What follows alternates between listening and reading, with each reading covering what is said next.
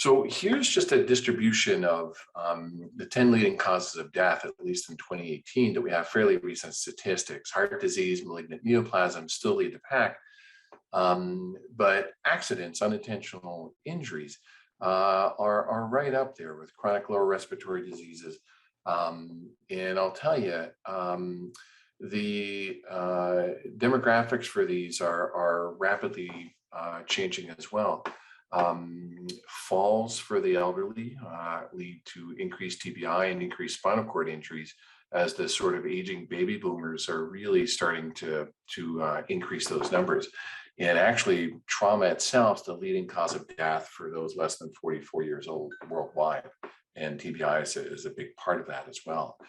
And here's just some of the statistics on spinal cord injury, the prevalence, that is how many people are living with spinal cord injury in the United States. It's about 300,000, give or take. And there's statistics quoted anywhere from 11 to 12,000 folks a year have a new spinal cord injury in the US.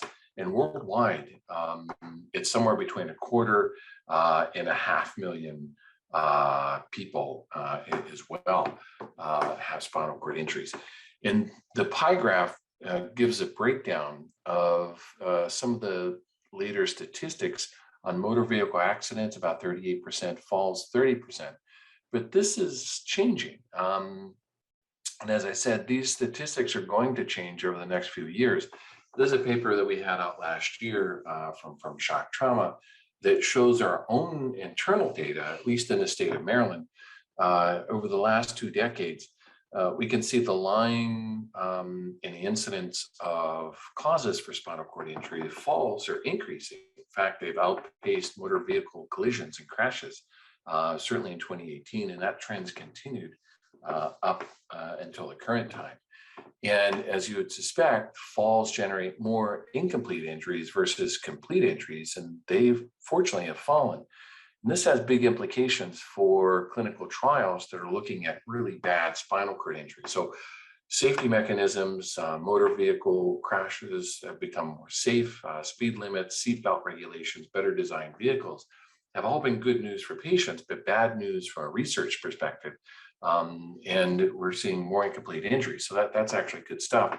And just a couple of more figures, really, of course, this stuff you don't have to remember other than just kind of a general trend of more mild injuries generated by fall. That is, the mechanically stable injuries have increased and the fracture dislocations have decreased commensurately. And their motor score that we score them by in their 4 limbs, the Asia motor score, has actually steadily increased. And so that's all indicative of partial injuries. So that's all good stuff, but important to know as far as treating these patients coming up in the next few decades. The average age has increased over the decades, 28.7. The young motor vehicle driver, for example, or even passenger for that matter, high speed, high energy collisions with more complete injuries.